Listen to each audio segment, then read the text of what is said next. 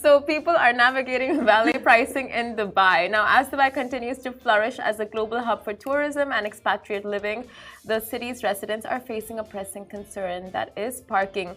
Now, while the availability of free parking in select malls around the city has been a beloved perk, the surge in population and visitor numbers has created a parking dilemma. And the issue lies in the valet parking services that burden residents and visitors alike, leaving them feeling frustrated and financially pinched. Finding a parking spot has become a real-life game of musical chairs.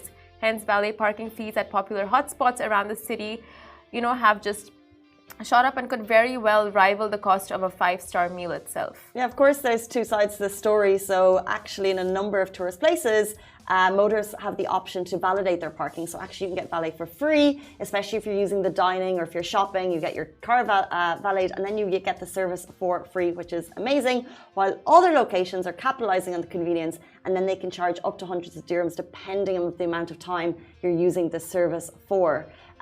So in some cases, shortage of parking availability means that more people are leaning towards valet, and then they're noticing the cost of the pricing.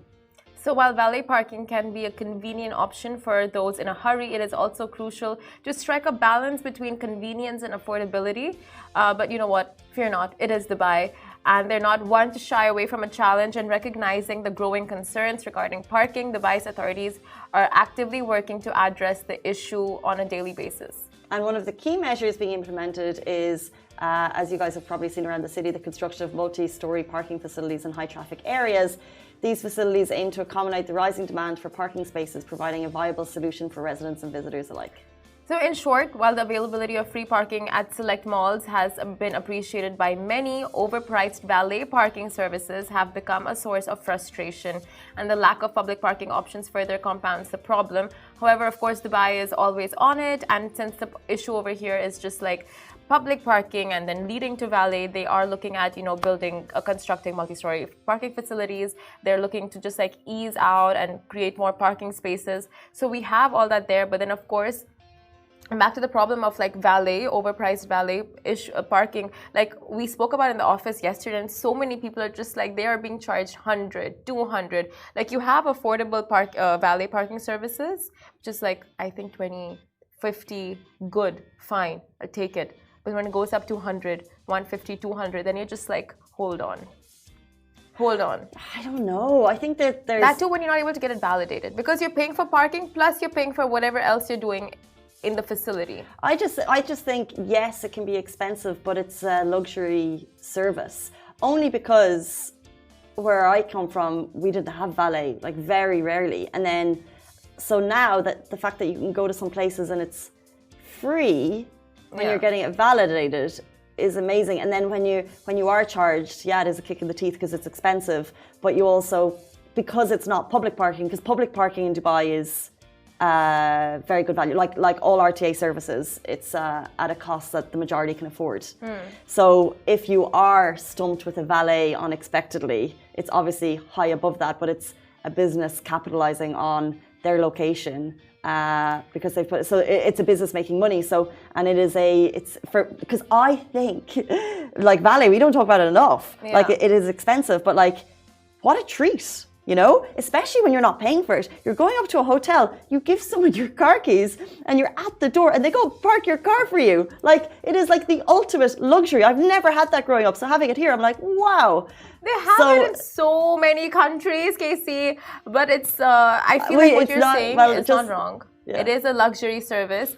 But it's like, see, the service is pretty standard no matter where it is. You're basically like giving your car to be parked, right, in the facility. So that service is standard, like no matter where you go, no matter which facility, no matter which hotel, no matter which mall, your car is just parked. It's not that you're getting car wash with it. It's not that you're getting added benefits for them to just like add on, like dirhams. Like fine, you pay 50, it should be standard. Like if you're going, and there are some places where you don't have an option, but that's like saying like a haircut is standard wherever you go. But in some cases, I'll pay 100 dirham for a haircut, and then in other places I'll pay 1,000. But there you see a difference in service. Like you may with your haircut get a hair wash, but it's a haircut, and it's a specific thing that they're charging different prices for based on like this salon is pretty, But it's like if you're at a 5-star hotel, you might pay more.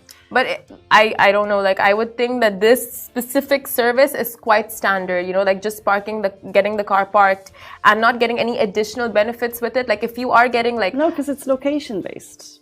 It is location based, but it's just like adding, like you are anyway spending so much, because if you're going to a prime location, you will end up spending that much when you go to dine or when you go to shop. Like you will be spending money, and on top of that you have to spend money to park your car when there's no other service. Like you don't have any other option.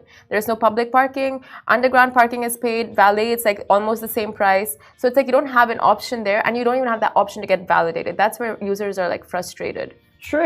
True, like, and I totally get that it can, like I said, be a kick of the teeth if you are, but it's a business. So if you're talking to the business and saying reduce your prices, you know, that's why there's like on-street parking and stuff. Like of course they're capitalizing, because that's why they've set up their business there, because they know that they can do that. Yeah, it's just capitalism.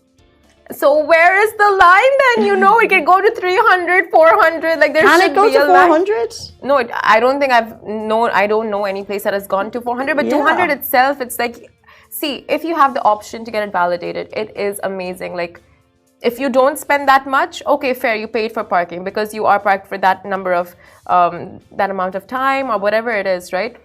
And there's no parking outside. But if you are spending as in the facility itself, it's like, because you know the venue is not just like the valet, it doesn't belong, okay, maybe an external company, but it's like you're paying for the vicinity. Get it. So it should be validated, if anything. Even hotels, some hotels are like, you have to pay for parking if you're not spending inside the hotel. If you're just visiting, you have to pay for parking. Because I think we're just going so into like specific niche scenarios here. Yeah. Because in general here, hotels will validate. And even if you're like, oh, I just ate here, and even if you've gone in for a drink, like they don't really check. They just want to make sure that they don't have like the entire population coming using their facility for free parking. Yeah. They're not too strict, the hotels here. I think, but I get that they have to have some kind of a rule in place. I guess I'll tell you but one thing about. In general, I've gone to many hotels and I've forgotten to get things stamped, and they've been like, "Here you go." They never really. Of course, this is not like, you know, one size fits all to all valets. It is very specific ones that are just like, oh my God, what is happening? But I'll tell you, like, even it's very specific. Even like parking spaces, like for example, if you go to like Lovin Dubai areas that is like highly like densely populated, there you'll find it so difficult to get parking. And so RTA parking is like literally not even an option, and you have to give it for one of those paid parking slots, which is like 20 dirhams per hour. It can go up to 50 dirhams per hour. Sometimes the good ones are like 10 dirhams per hour. Those are private car parking spaces, but it's like you are subject to those only because you don't have the availability of like public parking. And then in these scenarios, you're saying that there's valet in the area. No, that's not valet. That's just like a private parking space, but it's like you're still, you know, shelling out a lot of money for it. Well, I think, as you said, the RTA are doing a lot in terms of expanding. And then if I had a derelict building and there was parking issues, I'd certainly charge for it. Right? I mean, yeah, you would. And then you charge based on demand. So if there's like 200 people trying to get in, then I would charge based on demand. Why not? Milk us for all we're worth. That's what people do. That's what people capitalize on. You want to start a business together? You'll be the face. I'll be the valet.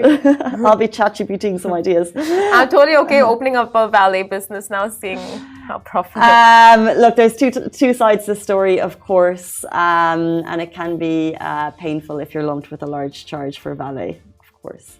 But guys, it is 9 o'clock, and that brings us to an anti-simping conversation with Faisal Khan.